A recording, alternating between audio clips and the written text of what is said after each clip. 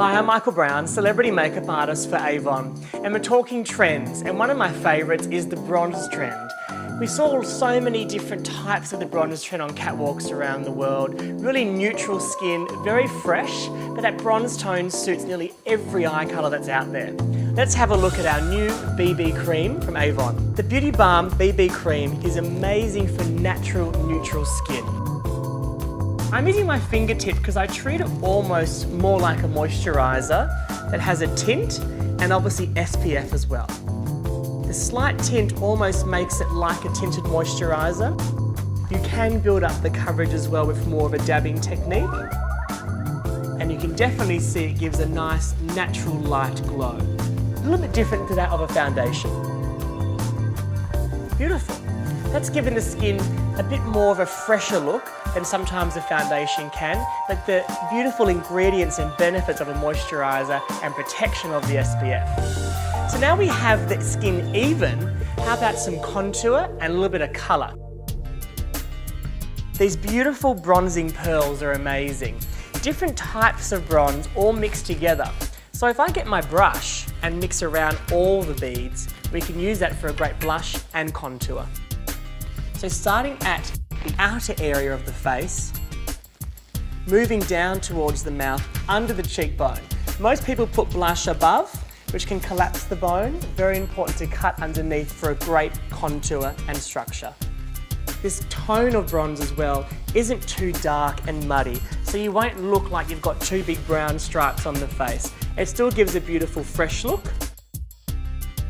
And maybe for nighttime, we can also use it above the point of the brow. Great for the temple area. By placing the shade where I am now, above the peak of the brow, we're creating a bit more receding areas here and there, which then releases the eye forward, ready for the eye makeup to be applied. Now the MOCHA Latte Quad palette is amazing. It has the perfect balance between sheen and also some matte shades there as well, which is perfect for contouring, yet that bronze tone.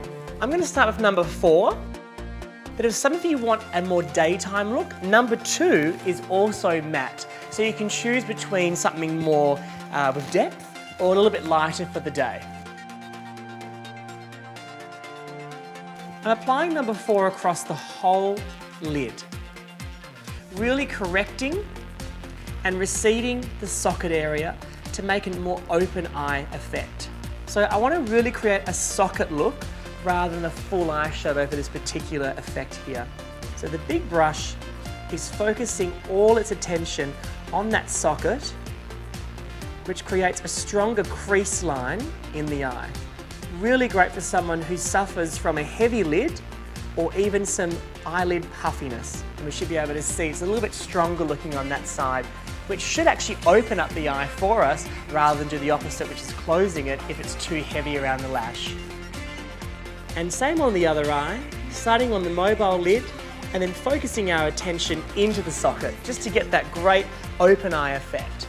I find for any eye shape that you have, whether you're young, mature, different types of eye shape, if you focus on your eye when it's open, it gives you the natural state of the eye when you're speaking to people rather than stretching it or closing it, for example.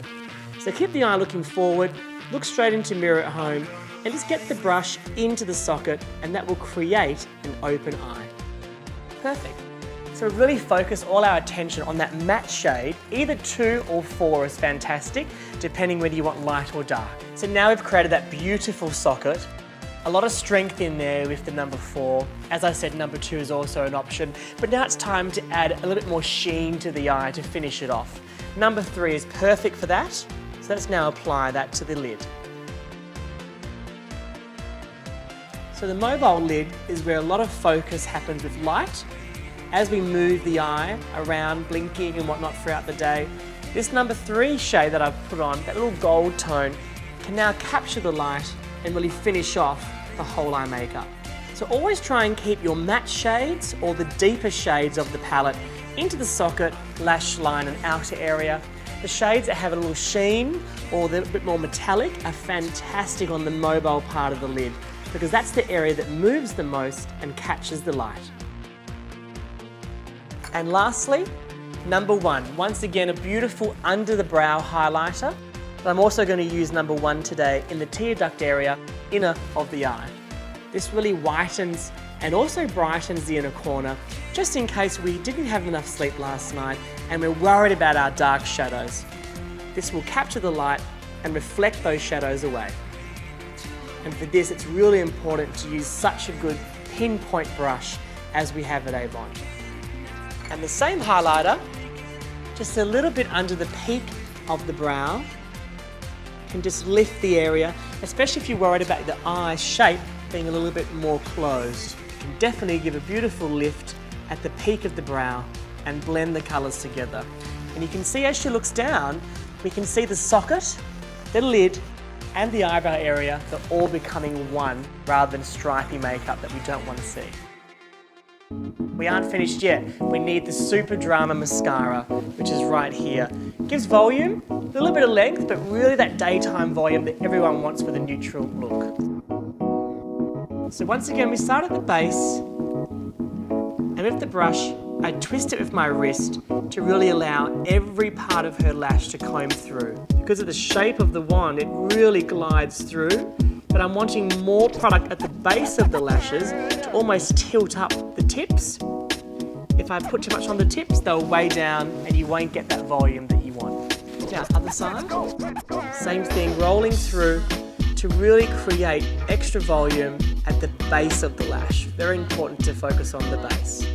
Now, if you want to, just for a little bit extra effort or more emphasis on the eyes, we can also just do a little bit on the bottom lash. It's really up to the individual to think what they really need. Great. And now the bronze neutral eye is complete. Looks great, opens up the eye, but it's still neutral tone, so you can wear any outfit as well, which is great. And the final step of this look is lipstick. Now with this look, you can dress up the lip colour if you want to, but today I've chosen to keep it all neutral, all balanced. So I'm using the Ultra Colour Rich Blush Nude. With my fingertip, just open the mouth, a little press is great to make sure the pigment attaches to the lip, and that creates a bit more long lasting as well. This colour is great, especially for the skin tone we have here that's a little bit warm, and the blonde hair, as it gives a little bit more freshness than say a beige nude. The lipsticks are fantastic for long wear, and like I said in my lip video, the colour you see is truly the colour you get. And I think you agree, the blush nude just lifts the face a little bit extra than say a beige nude or a bronze lipstick.